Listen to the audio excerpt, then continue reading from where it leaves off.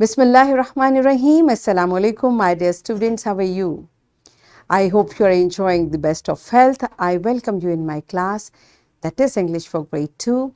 We are learning unit 12. It's a beautiful poem with title Four Seasons. My dear fellow teachers, this lesson plan, PowerPoint presentation and worksheet links are given. You may click it, download it, follow it as it is or modify it for your convenience. I am going to deliver my lecture according to this lesson plan.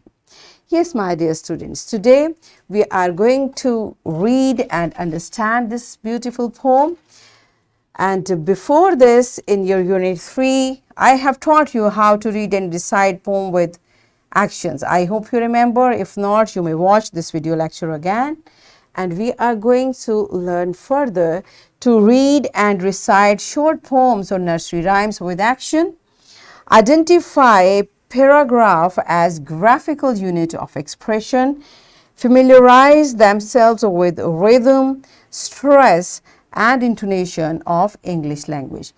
In your last unit, this SLO we discussed, and I told you that I'll discuss this SLO again, so I brought this SLO over here. Stress we have discussed in last unit. Today we'll discuss about rhythm, intonation, and again about stress of English language. These are our today's SLOs. Let's start with the name of Allah subhanahu wa ta'ala. Allah mentions in Quran, Surah Al-Baqarah, verse 164. And the changing of the winds and the clouds made obedient between the heaven and the earth. There are signs for a people who understand. Yes, my dear students, what this beautiful verse is telling us, which Allah subhanahu wa ta'ala is talking about wind and clouds. So, who makes wind to blow and clouds are obedient to whom? To Allah subhanahu wa ta'ala.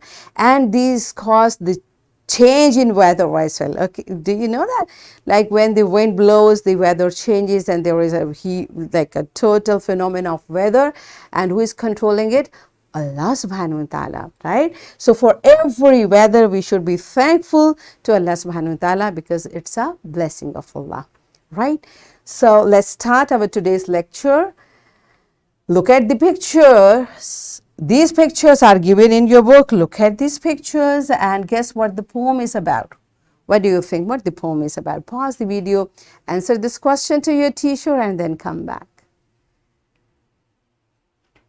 Yes, my dear students, I hope you could answer correctly. It's very clear from the pictures that this poem is about weather, about seasons, different seasons, the changing of weather which causes different seasons.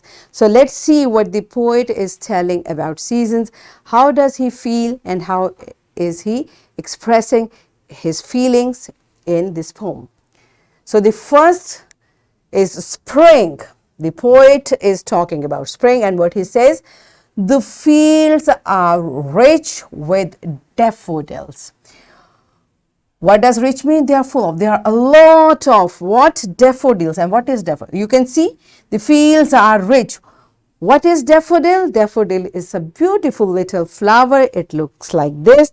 There are different colors daffodils. They have beautiful fragrance. And in spring, you can see a lot of daffodils around. This is what poet is saying, okay? A coat of clover clogs the hill. What is clover? It's a tiny plant. It looks like this. Look at this. It's a weed-like plant, okay, with small flowers. It's a small plant. So what happens? A coat of clover means the way we wear a coat. Likewise, the hill is covered with a coat of clover. You can see in this picture, like the coat of clover is spread all above the hill, right? So this is how, when it happens in spring, okay? And I must dance and I must sing to see the beauty of the spring. Now, my dear students, you see there is a rhythm. This is what, when we speak like this, I must dance and I must sing to see the beauty of the spring. This is called rhythm. Usually this rhythm we find in poems, and when we say it on different words, we stress to make it beautiful, like we say it little longer, the way I'm saying, I must dance and I must sing. You see, this is called stress. And to see the beauty of spring. What is intonation? Sometimes we say with louder voice, sometimes with lower voice. So this is called intonation. Whenever we recite poems, we are careful. We use different type of speaking styles. We use intonations, we use rhythm, and we use stress strategy. Do you understand? Okay, so throughout the poem we'll keep talking about it. Now what the poet is saying? He's saying, I must dance and I must sing. It means I must enjoy to see the beauty of the spring, because spring is a season most of the people love. There are many scenes which are worth appreciating. Okay, so when it's spring, wherever you are, you can see beautiful scenes around. There are flowers, butterflies, and freshness all around. This is how spring looks like, right? Okay. So the next is summer. The earth is warm. The sun's ablaze. It is a time of carefree days. So what does blaze mean? To burn with flame. Like in summer, what happens? The brightness, the warmth of sun increases, right? And it becomes a time when you have not to be careful, like it's cold outside, I have to wear my coat, I have to wear my boots, I have to wear my jackets. You become very light because it's summer, right? This is what the poet is telling us. And bees a buzz that chance to pass may see me snoozing in the grass. What happens? And bees a buzz. What is buzz? The way a bee speaks. Buzz, right? So what does the poet say? A bees a buzz that chance to pass may see me snoozing. What does snoozing mean? Sleeping for a short time, taking rest, the way this child is snoozing. So he says, I snooze on grass and bees look at me and they give me buzz, right? This is how, you see, Mr. Poet is sharing with us how he enjoys every weather. So spring is a different weather. In summers, he goes outside, he enjoys in a different way. The next season is fall. The leaves are yellow, red, and brown. A shower sprinkles softly down. The air is fragrant, crisp, and cool. And once again, I'm stuck in school. So what he's saying, what happens in fall, basically is fall. It is also called autumn. Autumn and fall, they are same season. And what happens in this season? The leaves of yellow, red, and brown. The leaves which were green first, now they turn into yellow, red, and brown, and they started showering, falling down on ground, the way you just watched in this picture. The air is fragrant, means you can smell beautiful fragrance, like there is fragrance in the air, and is crisp means it's fresh and cool. You can feel the air. And once again, I'm stuck in school, and these poets say I'm in school. Like fall is a weather when you are supposed to go to school. There is no break in fall. Now, this is how poet is describing fall, means autumn season. And look at this. Better, this is called a stanza when we are talking about poetry, and when we are reading the text, it is called a paragraph. you know the difference between poetry and text? In text, there are sentences and we put full stop. But in poetry, we don't put full stop, you see. And what is the common thing? In a paragraph or in a stanza, we talk about same thing throughout the paragraph. Okay, so paragraph or stanza is basically a unit of expression in which we talk, means we write about same thing. One thing we take and we keep on talking and make a paragraph. Do you understand? Likewise, in poetry, we keep on talking about the same thing and we make a stanza, as this stanza is talking about fall season, right? So which season is left? Yes, it's winter. Now let's see how the poet is enjoying winter season. The birds are gone. The word is white. The winds are wild. They chill and bite. Now, which first thing poet is talking about? The birds are gone, because it's very cold outside. The way we stay in home, likewise birds, they stay in their nest. They don't go outside and you cannot find birds a lot. And sometime better, birds move from one area which is very cold, they move to another area. Inshallah, in your higher grades, in your science, you will study about it in detail. The word is white. Why the word is white?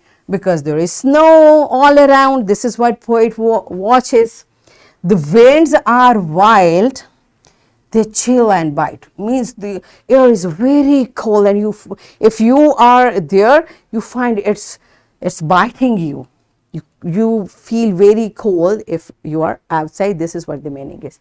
The ground is thick with slush and sleet. What is slush? It is melting snow or ice, the way you also drink slush. Sleet, it's rain containing some ice. Okay, so what happens basically, because there is snow, the ground is thick with slush, means a melting snow, and sleet, where water and ice together you find outside. And I can barely feel my feet. Barely means hardly, means my feet are so cold that I can barely feel. I don't feel my feet. They are cold. They are stuck. They are very I can't move and I can't feel my feet. This is how. Why the poet has expressed winter in a way? Because he finds it's very cold outside. Right? Once again, beta, this is a stanza, and when we are writing text, it is called a paragraph, in which we talk about the same thing. And once again, let's talk about the birds are gone, the word is white. The winds are wild, they chill and bite. You see, this is how we feel and find rhythm while reciting poems, right? The ground is thick with slush and sleet, and I can barely feel my feet. This is intonation. You see, sometimes I make my voice louder, sometimes I make my voice lower. This is called intonation. So this is reading strategies. To make our reading beautiful, we apply these strategies. Do you understand? Now, can you do it?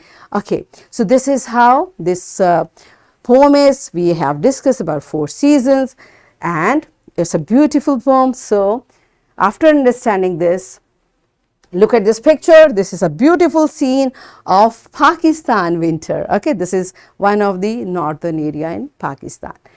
So first you tell me, what does the poet express in this poem, and which is your favorite season and why? So you will pause the video, answer these questions to your teacher, and after that you are going to recite this beautiful poem in groups and then come back. Yes, my dear students, are you done with it? Good job. Now, did you recite with correct intonations and stress and your correct vocabulary and things? Are you done with it? Good job. Do you understand? But this is how we enjoy our reading. All right. So it's time for your homework. You will practice reciting poem with action by applying rhythm stress and intonation. So you'll practice the same poem again at home. And here is a worksheet, my dear fellow teachers. This worksheet, lesson plan, PowerPoint presentation links are given. You may click it, download it, and kindly provide a printed worksheet to students for practice. So my dear students, you will recite this poem with actions and record a video and share this video with your teacher. And kindly, teachers, encourage your students to practice poems with action. So what we have learned, we learned to read and recite short poems or nursery rhymes with action, and we identify paragraph as a graphical unit of expression. Do we understand it? Yes.